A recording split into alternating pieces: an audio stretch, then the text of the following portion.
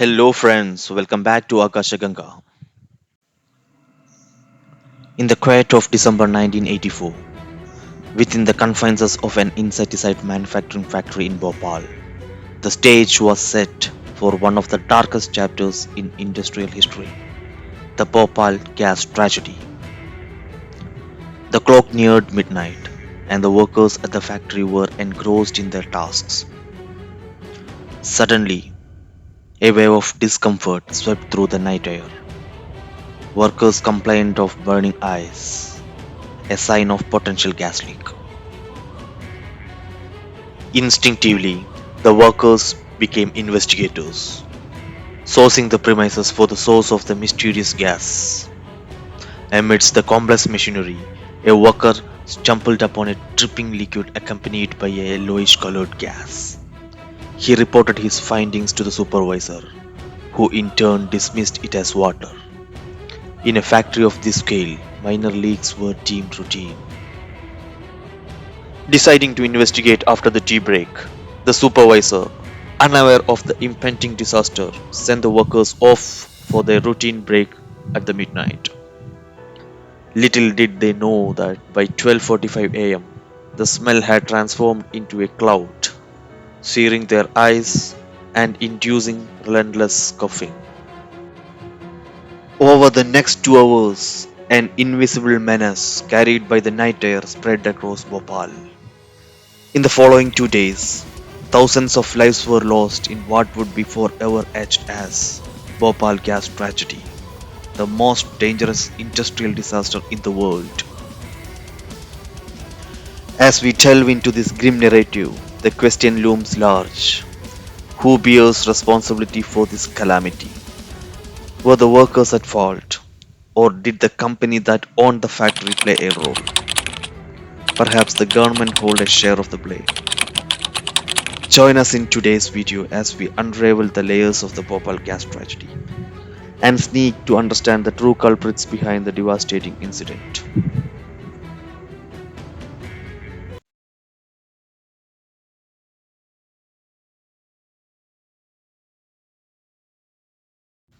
The factory where this disaster took place belonged to Union Carbide Company, majority owned by the Union Carbide Corporation of the United States. Indian government controlled banks held a 49.1% stake.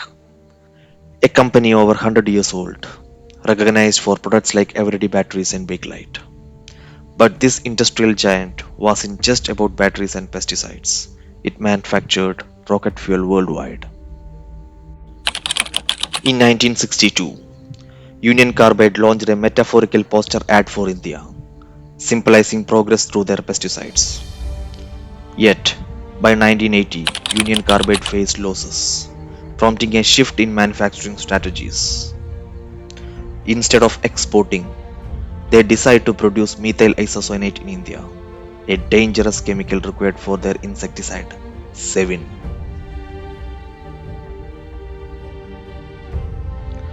Year 1980 marked a crucial turn of events. The company faced financial constraints, leading to compromises in safety. Workers faced layoffs, and safety protocols were ignored to cut costs. The manufacturing plant became a tickling time bomb. An investigative journalist, Rajkumar Keshwani, in his report titled "Bachaye Huzur, is Shahar ko bachaye, Save the City," warned of an impending disaster. Sadly, it fell on deaf ears. Ignored safety measures, faulty equipment, and an alarming disregard for the deadly potential of methyl isocyanate set the stage for the tragedy.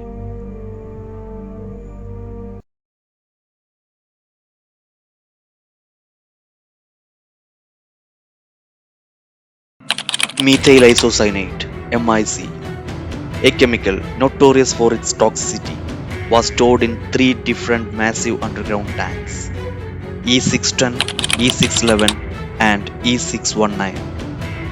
Safety protocols mandated filling the tanks to only 60% capacity due to the dangerous reaction MIC can have with water or air. The critical safety measures in place were seemingly straightforward. Tanks were pressurized with nitrogen to prevent any contact with air or moisture. Regular checks on pressure and temperature were supposed to be routine. However, that night, a series of oversights unfolded. Contrary to safety guidelines, tanks 610 and 611 were filled beyond the approved 60% capacity. Even the emergency tank E619 was inexplicably filled. Pressure control valves on tank E610 were non-functional, a critical lapse that went unrepaired. The indicator showing MIC levels malfunctioned, and an alarm designed to alert high temperatures was disconnected years before the incident.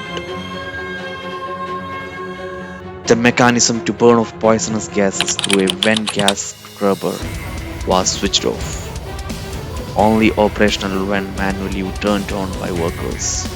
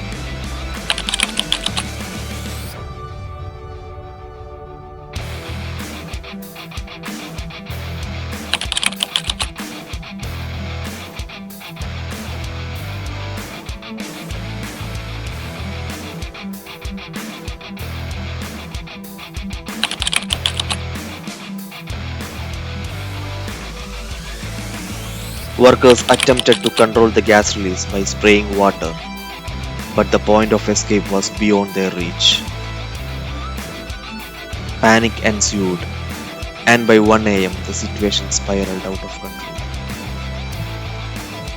The gas spread rapidly across Bhopal, affecting railway stations and surrounding slums.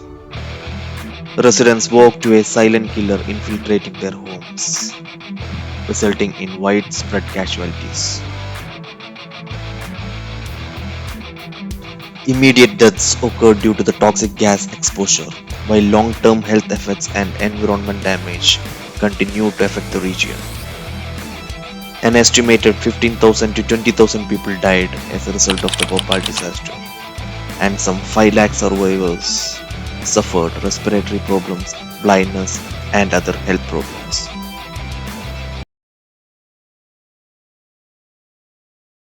Following the tragedy, Union Carbide initiated Operation Faith to convert the remaining MIC into a less dangerous gas. Monetary relief was provided, and Warren Anderson, Union Carbide's chairperson, took responsibility, leading to his arrest. Legal complicities unfolded as blame shifted between Union Carbide and the Indian government. The court case concluded in 1989, with Union Carbide agreeing to a $470 million compensation settlement. Dissatisfied with compensation to the government, protests ensued, leading to a criminal case in 1989, reopening the Supreme Court proceedings. Civil and criminal cases were filed in the District Court of Bhopal against UCC, UCIL, and Anderson. On July 2010, the legal landscape saw a significant development. 7 Indian nationals, former employees of UCIL, were convicted of causing death by negligence.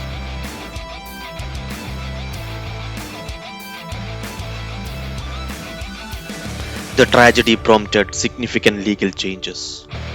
In 1986, the Environment Protection Act was introduced, holding industries accountable for environmental safety.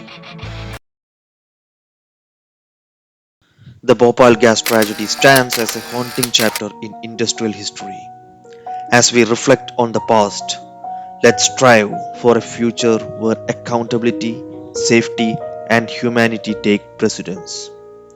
Subscribe us for more insights into historical events that shapes our world. Thank you.